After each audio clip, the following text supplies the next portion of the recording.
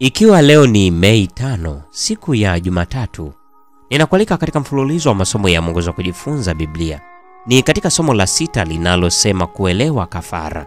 Na leo tunaenda kuiangazia mada isemayo damu ya mafahali na mbuzi.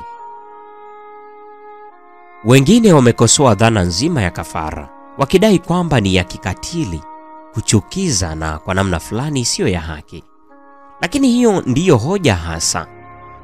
Kifo cha Kristo kilikuwa cha kikatili, cha kidhalimu na kisicho haki. Asiye na hatia anawafia wenye hatia. Hicho ndicho kilicholeta utatuzi wa tatizo la dhambi.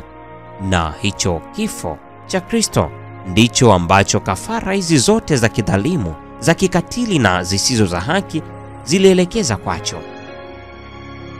Soma waraka wa Paulo kwa Waebrania sura ya 10 aya 3 hadi ya 10. Kifungu hiki kinatufundisha nini kuhusu kafara ambazo watu wa Mungu walitoa katika Agano la Kale? Ikiwa wenye dhambi hawakuweza kuokolewa kwazo, kwa nini walizitoa hasa? Wanakondoo na wanyama wengine wa kafara walikuwa ishara tu zinazoelekeza mbele katika kafara ya upatanisho ya mwanakondoo wa Mungu.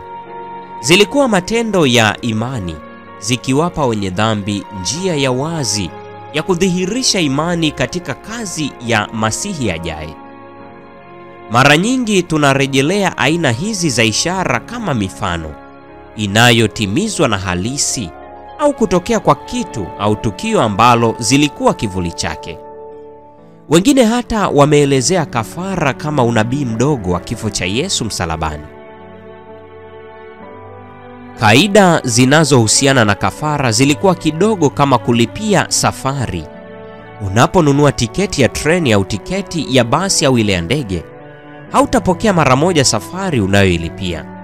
Badala yake, unapewa tiketi au kibali cha kupanda katika chombo cha usafiri.